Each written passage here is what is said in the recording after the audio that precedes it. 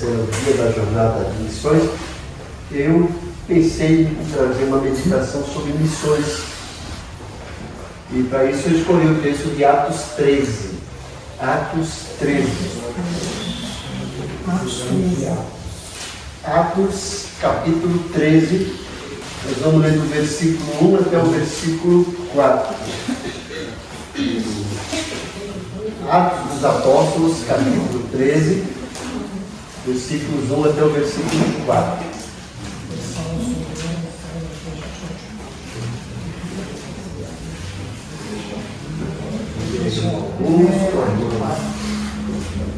Marisa. Atos, capítulo 13, versículos 1 a 4.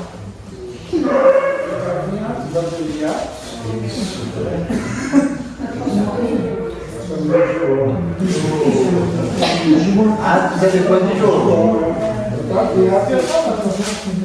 Atos capítulo 13, versículo 1 a 4. Viu aí? Eu ajudo a ler lá. Está precisando de Atos aí. Atos 13, né? Isso. Pronto. Então eu vou ler aqui, a minha versão é NAA, Nova Almeida Atualizada. Diz o seguinte: havia na igreja de Antioquia profetas e mestres: Barnabé, Simeão chamado Níger, Lúcio de Cirene, Manaém, que tinha sido criado por Herodes, o tetrarca, e Saulo. Enquanto eles estavam adorando o Senhor e jejuando, o Espírito Santo disse: separem-me agora Barnabé e Saulo para a obra que os tenho chamado. Então, jejuando e orando, e impondo as mãos sobre eles, os despediram. Barnabé e Saulo, enviados pelo Espírito Santo, foram até Seleucia e dali navegaram para Chipre. Interessante esse texto, que vai falar de uma igreja que tinha recentemente aparecido aqui, né? A gente não sabe quanto tempo que ela já tinha de existência, mas essa igreja começa a tomar forma visível no capítulo 11, quando o evangelho chega lá em Antioquia, muitas pessoas se convertem, aí mandam chamar Barnabé para fazer um trabalho. Barnabé entende que o trabalho era grande e precisa de ajuda, chama Paulo vai com ele e começa um trabalho e funda uma igreja. E aqui nesses 4 versículos nós vamos refletir sobre um dos momentos mais marcantes da história da igreja: o chamado e o envio. 2 missionários. Paulo, além de ser apóstolo, se torna aí um grande missionário. Então, Barnabé e Paulo são separados pelo Espírito Santo e enviados para a igreja para a obra missionária. Então vamos descobrir, a partir aqui desses versículos, se a gente for no capítulo 13 todo e o restante do livro de Atos, vamos descobrir como o Espírito Santo conduz a igreja para cumprir uma de suas missões, que é realmente missão. Uma das missões da igreja é fazer missão. Como Deus continua levantando obreiros e como cada cristão é chamado também para participar dessa obra missionária. Então, se você deseja entender melhor o coração de Deus e transmitir esse coração de Deus para as nações e como viver sua fé de uma forma prática e comprometida, então esse texto nos mostra isso. Então, o que a gente aprende nesse texto? A igreja está crescendo, está se expandindo, e o Espírito Santo entende que o Evangelho precisa crescer e tomar novos horizontes. A igreja de Jerusalém fez um pouco disso, mas ficou de certa forma meio que estagnada, e Deus agora levanta a igreja de Antioquia para ser essa agência missionária para que o Evangelho alcance outros lugares. A gente vê isso no capítulo 13, com o chamado e o envio de Paulo e Barnabé, que partem para fazer essa primeira obra missionária, a primeira viagem missionária. Seria hoje, que nós pudéssemos falar, seria missões mundiais, porque eles saem dali, né, e vão para o mundo levando o Evangelho. Então a gente vê que é importante, quando a gente pensa em missões, um dos papéis importantes para desenvolver não só a agência missionária, mas essa conscientização da igreja de missões e o trabalho missionário é oração e jejum e obediência à voz do Espírito Santo. Temos aqui 3 ingredientes, a gente vai acrescentar mais um. Mas olha, oração, jejum e a sensibilidade e obediência à voz do Espírito Santo. Veja que a igreja estava lá cultuando. E nessa maneira, nesse momento de cultuar, eles entendiam que era necessária essa prática de jejum e oração. A igreja prezava por isso, né? De orar, de jejuar e também de pregar a palavra. Porque quando a gente começa aqui, logo no início, havia na igreja de Antioquia aqui, profetas e mestres. Quando a gente vê esses 2 títulos desses líderes, profetas e mestres, eram pessoas que pregavam e ensinavam a palavra. Esse profeta não é aquele que levanta, eis que te digo, não. É aquele que tinha o dom de pregar a palavra. E mestre é aquele que tinha o dom de ensinar. Ou seja, a igreja de Antioquia entendia que a base, o alicerce da igreja é o ensino da palavra, e o combustível para isso é a oração e o jejum. E quando a igreja entende isso e pratica isso, o Espírito Santo se alegra e se manifesta. E foi o que aconteceu. A igreja estava lá no culto. E aí o que acontece? Eles ouviram a voz do Espírito Santo. Veja que o versículo 2 é maravilhoso, enfático. Enquanto eles estavam adorando o Senhor e jejuando, o Espírito Santo disse, mas de uma forma natural. Não houve pulo, não houve gritaria. Eles estão adorando, o Espírito Santo fala. E eles estão lá ouvindo claramente a voz do Espírito Santo.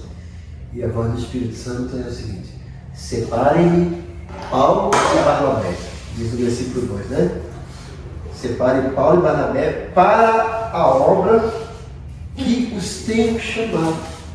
Então, Deus chama. Missionário não é aquele que simplesmente se oferece. Ele precisa ter um chamado. Ele entende que é chamado por Deus, né? Todos nós somos chamados por Deus para evangelizar, para fazer alguma coisa. Agora tem aquele que é chamado realmente para ser um missionário, para desbravar, para ir para o lugar, para fazer. Paulo e Barnabé estavam lá na igreja e foram chamados para fazer isso.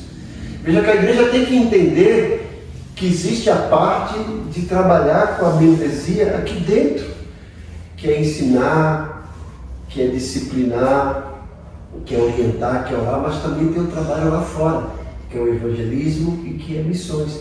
E que a igreja toda não tem condições de ir, senão quem vai ficar? Veja que o Espírito Santo não chamou toda a igreja, mas chamou a igreja para participar disso. Olha, eu quero que vocês, como igreja, me separem Paulo e Barnabé para essa obra. E eles saem, né? Então o que a gente entende é que missões começam quando a igreja está bem estruturada com palavra, oração e jejum, e isso faz com que ela esteja sensível à voz do Espírito Santo. E a igreja de Antioquia estava sensível. E veja que tinha vários líderes lá, mas esses vários líderes que tinha na igreja estavam todos em sintonia, em comunhão, em sincronismo, pensando no bem-estar da igreja, e ao mesmo tempo com os ouvidos atentos à direção do Espírito Santo. E foi o que aconteceu. A gente entende então que a igreja missionária é aquela que em primeiro lugar está sensível à voz do Espírito Santo, para ouvir com clareza o que o Espírito Santo diz. E presta atenção, a igreja estava sensível e além de estar sensível, ela foi obediente. Primeiro, ela ouve com clareza a voz do Espírito Santo. E segundo, ela obedece. E a gente pode entender, mas por que a igreja ouviu a voz do Espírito Santo, mas depois foi orar, né? Porque no versículo 2 fala que o Espírito Santo fala. E no versículo 3 fala que a igreja foi orar e jejuar. Por quê? Eu entendo que é importante essa questão da oração para a gente ter certeza de que a voz que nós estamos ouvindo é a voz do Espírito Santo. Porque na igreja, às vezes muita coisa acontece e que não é ação do Espírito Santo. E nós estamos com seriedade, querendo obedecer, a gente precisa ter certeza disso. A igreja foi orar, que não veio aqui com o Espírito Santo, não ficou aborrecido. Olha, eu já falei para vocês separarem, por que vocês ainda vão orar? O Espírito Santo entendeu que aquela igreja era uma igreja séria, que queria ter certeza de que aquilo era a voz do Espírito Santo. Porque tem muita voz na igreja que não é voz do Espírito Santo. E a gente pode estar empolgado e não entender. Não sei se vocês conhecem um texto na Bíblia que Deus manda um profeta ir lá falar com o rei. E o profeta vai lá e Deus fala bem claro: vai lá, entrega a minha profecia, não coma, não beba e volte. Simplesmente. Esse caminho. E o profeta vai lá e faz isso e volta. Quando ele está voltando, aparece outro pseudo-profeta, que aquilo não era o profeta de Deus, né? O que aconteceu aí? Falaram, aí ele corre e vai atrás desse profeta e fala: não, volte por aqui, vem cá. Não, mas Deus foi claro comigo. Não, mas eu também sou profeta de Deus e Deus não vou vir aqui para falar com você. O que aquele profeta faz? Obedece a voz daquele pseudo-profeta e esquece o que Deus tinha falado para ele. Se deu mal. Então veja que a igreja aqui é uma igreja séria. E essa seriedade está porque era uma igreja que estudava a palavra. Era uma igreja que orava, jejuava e obedecia. E quando o Espírito Santo falou, eles entenderam. Nós vamos ter certeza? Não vamos correr o risco. Oram e entendem e obedecem, certo?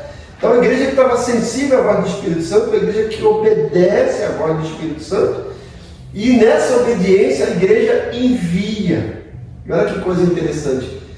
Veja como o Espírito Santo é fantástico.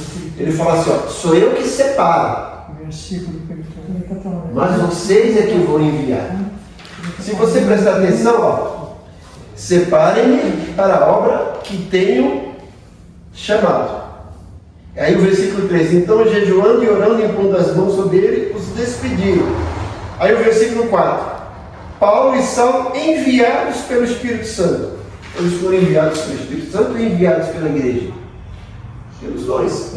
O Espírito Santo separou, enviou, mas o Espírito Santo também respeitou a hierarquia da igreja. Olha, eu quero que vocês participem disso. Eles estão no meio de vocês, eu estou separando eles. E o Espírito Santo deu essa incumbência. A igreja aqui é que tem essa noção da responsabilidade e de que aqueles dois que saíram, a igreja tinha uma responsabilidade que aqueles dois de orar, de enviar, de zelar e de manter. A igreja fala: agora vocês podem ir, que vocês têm o nosso aval. Então eu duvido muito de pessoas que chegam a algum lugar dizendo que é missionário, mas não tem uma igreja mãe. Que igreja você está? Não tem igreja nenhuma. Então, desconfie disso. Paulo e Barnabé podiam ir para qualquer lugar. De que igreja vocês são? Nós somos lá de igreja de Antioquia. Nós congregamos lá, nós estamos trabalhando aqui, mas olha, nós somos de lá. O Espírito Santo nos separou e a igreja nos enviou. Nós somos enviados pela igreja. E eles vão. A igreja entende isso, né? A obediência de enviar, de obedecer a voz do Espírito Santo, de impor as mãos como símbolo de aprovação e bênção. Olha, nós estamos aprovando o ministério de vocês, nós estamos abençoando. Podem ir que vocês terão o nosso respaldo.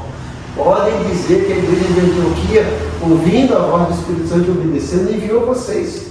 E vocês conhecem o resultado, né? Eles começam fazendo uma obra maravilhosa, mesmo diante de tanta oposição, o Evangelho crescendo e crescendo. E a gente vê no versículo 4, ação do Espírito Santo nas missões. Agora que eles saem da igreja enviada, o Espírito Santo vai dirigindo. Vocês vão ver no capítulo 3 e mais adiante, que Paulo quer para ir para um lugar e ele percebe que não é o Espírito Santo falando, não é por aqui, é por lá, e ele vai sendo dirigido pelo Espírito Santo. e sabe que por trás disso tem o respaldo da igreja que está orando, que está investindo, que está cuidando dele. Né? Nenhuma igreja pode, em hipótese alguma, enviar um missionário e abandonar. Precisa ter esse cuidado, precisa ter esse respaldo. Né? O verdadeiro envio de missões é do Espírito Santo, com participação da igreja. E a igreja é um instrumento, mas a missão é de Deus. A igreja é um instrumento para que essa missão seja realizada. Então, o que a gente pode entender de aplicação prática para a nossa vida nesse momento que a gente está orando por missões? É que missões começam com oração e sensibilidade à voz de Deus. E essa sensibilidade à voz de Deus é fruto dessa oração contínua. Por isso que eu cheguei aqui cedo, eu sempre chego cedo quarta-feira, estava pensando, né? Hoje até fiquei surpreso que o número está um pouquinho maior do que o de costume de quarta-feira. Eu fiquei contente porque o número está um pouco maior. Mas por outro lado eu fico entristecido onde está o restante da igreja que parou de vir nos cultos de quarta-feira, que é o momento que a gente tem para dedicar mais tempo para a oração.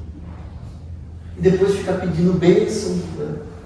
Fica orando, pedindo socorro de Deus, mas não valoriza esse momento de estar aqui com comunhão e oração. A igreja de Antioquia valorizava esse momento de oração e de comunhão. A gente sabe que tem pessoas que trabalham, tem pessoas que têm as suas necessidades, mas outros poderiam estar aqui e não estão. Então, como é que a gente vai realizar missões sem oração e sem obedecer à voz do Espírito Santo? A igreja precisa ter essa convicção de que missões precisam fazer parte do calendário de atividade da igreja.